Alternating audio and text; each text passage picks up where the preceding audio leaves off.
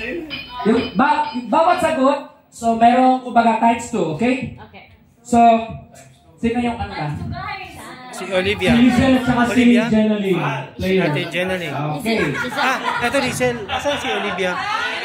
Family Ayun. Feud! Anong sabihin ng survey? Family Feud! Anong sabihin sa tayo?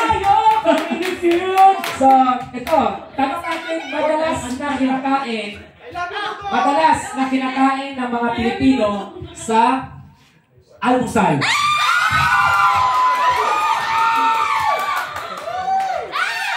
Ano daw?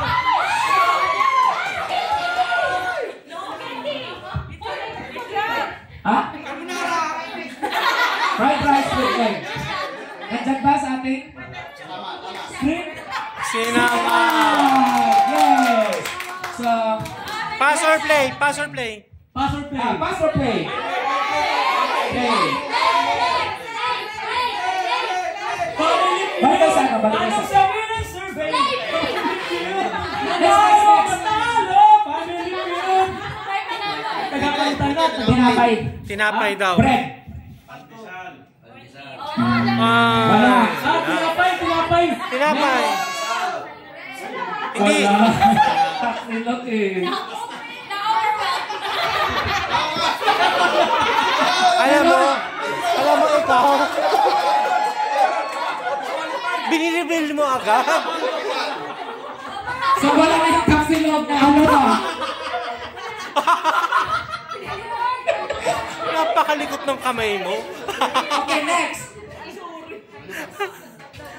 Okay, wala yung tapsilog na. Dito kayo. Dito kayo.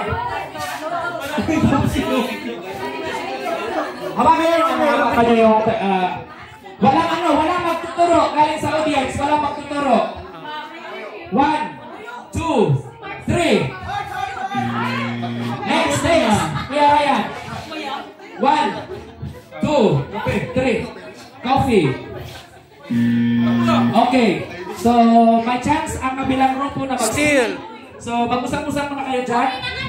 Okay na.